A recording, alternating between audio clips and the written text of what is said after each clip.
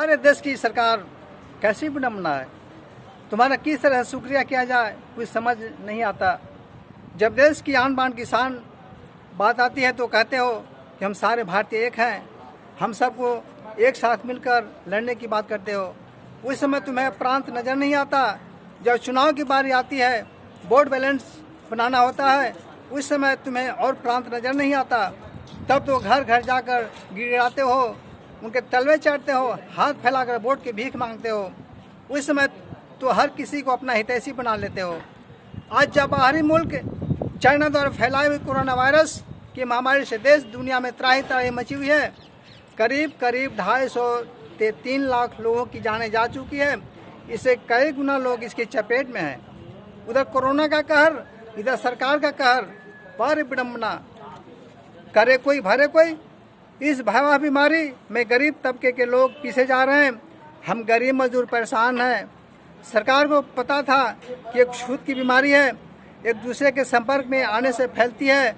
इस बीमारी का कोई इलाज नहीं, कोई दवा नहीं, तो क्या जल्दीबाजी थी देश को लॉकडाउन करने का। सरकार को अचानक यही करना था। हम गरीब जनता को कह देते कि अपने अपने राज्य और गांव को चले जाएं, तो आज ये दिन देखने को नहीं पड़ते। फिर मन में जो आए करते। 2-4 हफ्ते दिन में कोई लाशों का अंबार नहीं लग जाता, कोई सड़कों पर लाशें नहीं बिछ जाती। आज जो स्थिति है, इससे कहीं कई गुना हम अच्छे रहते। माना कि कोरोना वायरस से बचने के लिए जो आदेश जारी किए, जो नियम बनाए गए, उसका हमें पालन करना चाहिए। लेकिन सरकार को भी चाहिए कि अपने जोश जिस आधार पर देश को लॉकडाउन किया, उसका सही तरीके से ईमानदारी से शर्तों को निभाए, वो भी बिना भेदभाव के। आज देश में पूर्ण रूप से लॉकडाउन है। सारे उद्योग धंधे बंद है। फैक्ट्रियों में ताले लगे पड़े हैं। लेबर के पास पैसे नहीं, रोज कमाने खाने वाले मजदूरों के पास काम नहीं, राशन नहीं, अनाज नहीं है। ऐसे मुसीबत की घड़ी में जब सरकार ही साथ नहीं देगी तो प्राइवेट सेक्टर कहाँ तक साथ दे देगी। मान लिया कि साथ देगी भी तो कब तक, कितने दिनों के लिए। देश की 130 करोड़ आबादी में से लगभग 100 करोड़ गरीब मजदूरों की संख्या है। साथियों, अब इस बात को नोट करना, अपने ही देश में हम मेरी फौजी और शरणार्थी की तरह रहना पड़ रहा है। हम अपने ही देश में अपने राज्य से दूसरे राज्य में काम करने जाते हैं तो हमें प्रवासी की संज्ञा दी जाती है, बाहर देश का कानून। एक खास बात और बता दूं, इस तरह का घटिया और शोभनीय व्यवहार खासकर यूपी, बिहार और झारखंड के लोगों के साथ ही किया जाता है। और कहाँ तक इसका मैं खुलासा नहीं कर सकता।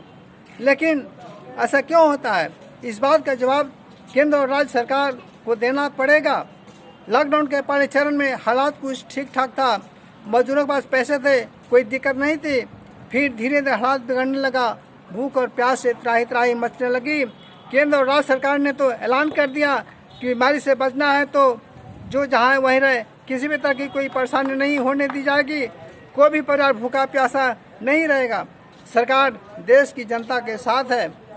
अब सुनिए, केंद्रीय उपभोक्ता मंत्रालय का बयान आया कि किसी भी तरह के खाद्य पदार्थों की कमी नहीं है। हर गांव, हर गली, हर घर तक खाद्य सामग्री पहुंचाई जाएगी। लेकिन ऐसा हुआ नहीं। सारे वादे उनके कार्यालय तक ही रह गए। पर कुछ राज्यों की सरकार ने अपनी वाहवाही के लिए, वोट के लिए एक दिन में 8-10 लोगों को राशन वितरण कर खूब वीडियो बनाए जा रहे हैं। मुसीबत की घड़ी में भी सियासत, अंत में जनता को सरकार की उम्मीदों पर पानी फिरने लगा और वहीं होने लगा जो नहीं होना चाहिए। लाचार बेबस मजदूर अपने राज्य और गांव की ओर जाने को मन बना लिया। किसी ने भी ये नहीं सोचा 1000-1500 किलोमीटर की दूरी कैसे तय करेंगे, कितने दिन लगेंगे, अंजाम क्या होगा। लोगों में तो बस अपने घर पहुंचने का जुनून सवार था। देश के कोने कोने से चल पड़ा लोगों का कारवां। देश की सरकार गांधी जी के तीनों बंदर का रूप धारण कर चुकी है। इशारे में कह दिया गया कि हमारे हाथ खड़े हैं, अपनी रक्षा आप स्वयं करो। फिर भी सरकार से मेरी अपील है, विनती है कि आप गरीब मजदूर छात्र छात्राओं की मदद नहीं कर सकते तो उन्हें भी रोको मत, क्योंकि आपका कुछ लेकर नहीं जा रहे, बल्कि अपनी गरीबी अपने साथ लेकर जा रहे हैं, अपने परिवार और बूढ़े माँ बाप के पास। मैं कोई पॉलिटिशियन नहीं बल्कि देश का एक नागरिक होने के नाते फरियाद कर रहा हूँ, इंसानियत के नाते मेहरबानी करें और इन असहायों को अपने गंतव्य स्थान तक पहुंचाने के लिए यातायात का साधन चला दें, वरना इनको कोरोना वायरस क्या मारेगा। बेचारे तो भूखे प्यासे और बीमार होकर मर जाएंगे और ज़्यादा लोग मरे भी। इसी वजह से सरकार इस बात को माने या ना माने। आप लोगों ने देखा कि जालंधर से कुछ ट्रेनें चली है यूपी बिहार के लिए, झारखंड के लिए, उनमें जो सवारियों को खाने का पैकेट दिए गए, आपने वीडियो देखा होगा, खाने को लोगों ने फेंक दिया प्लेटफार्म पे, रेलवे ट्रैकों पे, क्योंकि उस खाना बिल्कुल इतना घटिया था कि खाने के लायक नहीं था। यह है देश की हमारी सरकार। क्या सरकार से उम्मीद की जाएगी। जय हिंद, जय भारत।